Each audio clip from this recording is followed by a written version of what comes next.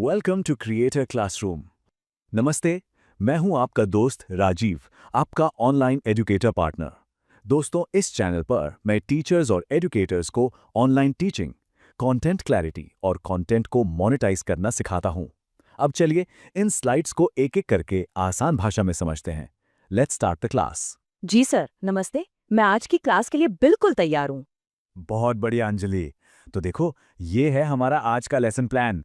हम बिल्कुल step by step चलेंगे, है ना?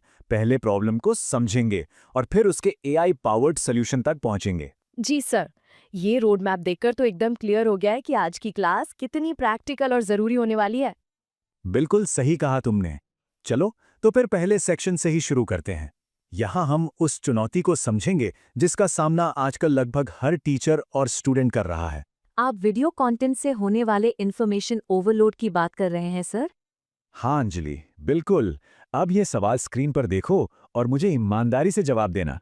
क्या तुम्हारे साथ कभी ऐसा हुआ है कि किसी टॉपिक पर 1 घंटे का वीडियो देख लिया और मतलब काम के पॉइंट सिर्फ 10-15 मिनट के ही निकले? सर, कभी-कभी ये तो रोज की ही कहानी है।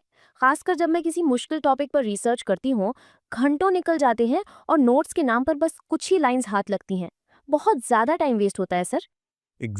यही तो प्रॉब्लम है। और देखो, स्क्रीन पर जो लिखा है ना, यही इसकी जड़ है। असल में होता क्या है कि क्रिएटर्स को एल्गोरिथम को खुश करने के लिए वीडियो लंबा बनाना पड़ता है, तो वो कोर टॉपिक के अलावा भी इधर-उधर की बातें करते हैं। ओह! अच्छा।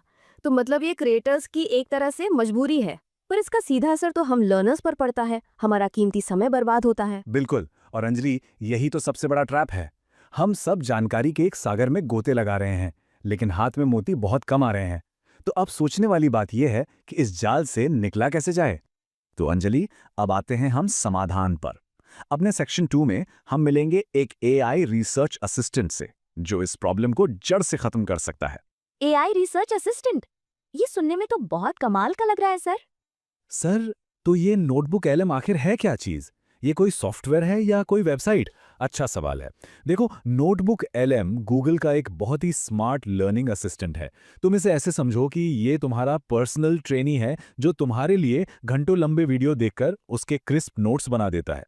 ये वीडियो के ट्रांसक्रिप्ट को एनालाइज करता है, उसकी समरी बनाता है, तुम्हारे हर सवाल का जवाब देता है, और यहाँ तक कि तुम्हारे लिए नए कंटेंट फॉर्मेट भी बना सकता है। मतलब मुझे पूरा वीडियो देखने की जरूरत ही नहीं पड़ेगी। सर, पर इसे इस्तेमाल करना मुश्किल तो नहीं होगा? सुनने में काफी टेक्निकल लग रहा है। नहीं, बिल्कुल भी नहीं।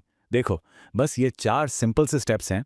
किसी भी YouTube वीडियो का यूआरएल कॉपी करो और उसे नोटबुक एलएम में सोर्स की तरह पेस्ट कर दो। बस इतना ही करना है। लेकिन यहीं पर एक बहुत बड़ा ट्रैप है, जिसमें अक्सर लोग फंस जाते हैं। वो क्या है सर?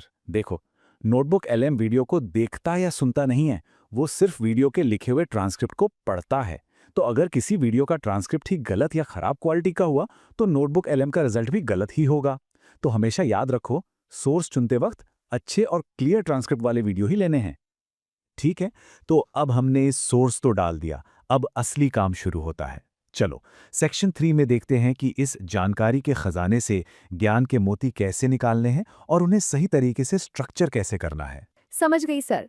मतलब अब हम सीखेंगे कि इस एआई टूल से सही मायने में काम कैसे करवाना है। पर सर, एक सवाल है। मैं तो वीडियो देखते हुए भी नोट्स बना लेती हूँ, तो फिर ये टूल मेरे तरीके से बेहतर कैसे हुआ? बहुत अच्छा और प्रैक्टिकल सवाल है। जरा इस स्लाइड को देखो। लेफ्ट साइड में तुम्हारा पुराना तरीका है, पूरा वीडियो देखो, बार बार पॉज करो, रिवाइंड करो, फिर टाइप करो। इसमें घंटों लगते हैं। अब राइट साइड में देखो, नोटबुक एलएम ये सारे काम सेकंड्स में कर देता है।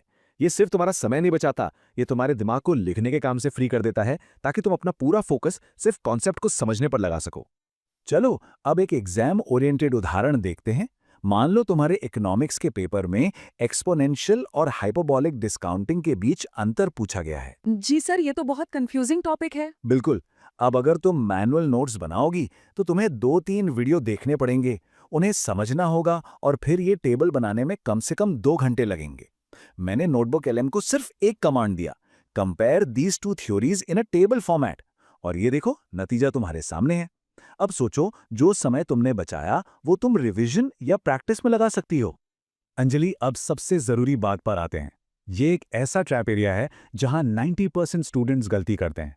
वो एआई के दिए गए जवाब पर आंखें बंद करके भरोसा कर लेते हैं। तो फिर हमें क्या करना चाहिए सर? हमेशा साइटेशन चेक करो। देखो, नोटबुक एलएम अपने हर जवाब के साथ एक छोटा सा नंबर देता है। उस पर क्लिक करते ही तुम सीधे ट्रांसक्रिप्ट के उस हिस्से पर पहुंच जाओगी जहां से वो जानकारी ली गई है। एग्जाम के लिए फैक्ट्स को डबल चेक करना बहुत जरूरी है। याद रखना, एआई तुम्हारा असिस्टेंट है, तुम्हारा दिमाग नहीं। सोचने का काम तुम्हें ही करना है। बहुत अच्छे अंजलि, अब तक हमने जानकारी निकालना सीखा है। अब सेक्शन 4 में हम एक कदम और आगे बढ़ेंगे और उस रिसर्च को असली टीचिंग मटेरियल यानी पढ़ाने लायक कंटेंट में बदलना सीखेंगे। वाह सर, मतलब जो सीखा है अब उसे हम अपना खुद का कंटेंट बनाएंगे। सर, ये तो बहुत सारे ऑप्शंस हैं। इन्फोग्राफिक्स, स्लाइड डेक्स, माइंड मैप्स। मैं कंफ्यूज हो रही हूँ कि हमें कौन सा टूल कब इस्तेमाल करना चाहिए। और यही सबसे जरूरी सवाल है। सिर्फ ये जानना काफी नहीं है कि कौन से टूल्स हैं। असली स्किल ये जानने में है कि किस सिचुएशन में कौन सा टूल इस्तेमाल करना है। चलो इसे समझते हैं। इस चार्ट को ध्यान से देखो अंजलि, ये तुम्हारी सारी कंफ्यूजन दूर कर देगा। अगर किसी टॉपिक का क्विक रिवीजन करना है या फॉर्मूला शीट बनानी है तो इन्फोग्राफिक बेस्ट है। अगर एक पूरा डिटेल्ड लेसन तैयार करना है तो स्लाइड डेक बनाओ। कोई बहुत ही मुश्किल कॉन्सेप्ट है जिसे बार बार समझना है तो उसका ऑडियो या वीडियो ओवरव्यू बना लो। और अगर अलग अलग आइडियाज के बीच का कनेक्शन समझना है तो माइंड मैप से बेहतर कुछ भी नहीं है। अब एकदम क्लियर हो गया सर, मतलब हर जरूरत के लिए एक स्पेसिफिक टूल है। बहुत अच्छे। तो अब जब हमने सारे कॉन्सेप्ट्स और टूल्स समझ लिए हैं तो समय आ गया है अपनी लर्निंग को टेस्ट करने का। सेक्शन 5 में हम एक छोटा सा नॉलेज चेक करेंगे और प्रैक्टिस करेंगे। जी सर, आई एम रेडी। लेकिन क्विज से पहले तुम्हारे लिए एक छोटा सा प्रैक्टिकल टास्क है। आज क्लास के बाद तुम अपने किसी भी सब्जेक्ट का एक 10 मिनट का वीडियो लोगी, उसे नोटबुक एवं में प्रोसेस करोगी और उससे सिर्फ 3 स्लाइड्स की एक छोटी सी प्रेजेंटेशन बनाओगी। कर लोगी? जरूर सर, ये तो बहुत इंटरेस्टिंग रहेगा। इससे मेरी अच्छी प्रैक्टिस भी हो जाएगी। बहुत बढ़िया। चलो अब पहला सवाल स्क्रीन पर देखो और बताओ सही जवाब क्या है अंजलि। सर, इसका जवाब है सी, द वीडियो ट्रांसक्रिप्ट। जैसा आपने समझाया था, ये वीडियो को देखता नहीं बल्कि सिर्फ उसके ट्रांसक्रिप्ट को पढ़ता है। शाबाश, बिल्कुल सही। और यही वो सबसे बड़ा ट्रैप है जिसे हमेशा याद रखना है। सब कुछ ट्रांसक्रिप्ट की क्वालिटी पर ही डिपेंड करता है। परफेक्ट। अब दूसरा सवाल, अगर दो मुश्किल कॉन्सेप्ट्स के बीच का रिश्ता यानी रिलेशनशिप दिखाना हो तो कौन सा फीचर सबसे अच्छा रहेगा?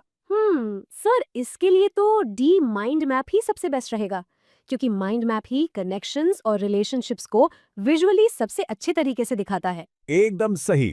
तुम्हारी कॉन्सेप्ट क्लैरिटी बहुत अच्छी है।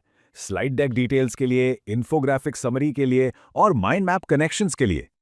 और ये रहा आज का आखिरी और सबसे जरूरी सवाल। एक एजुकेटर को नोटबुक एलएम इस्तेमाल करते समय उसकी कौन सी सबसे बड़ी लिमिटेशन या सीमा को हमेशा याद रखना चाहिए? सर, इसका जवाब बी होगा।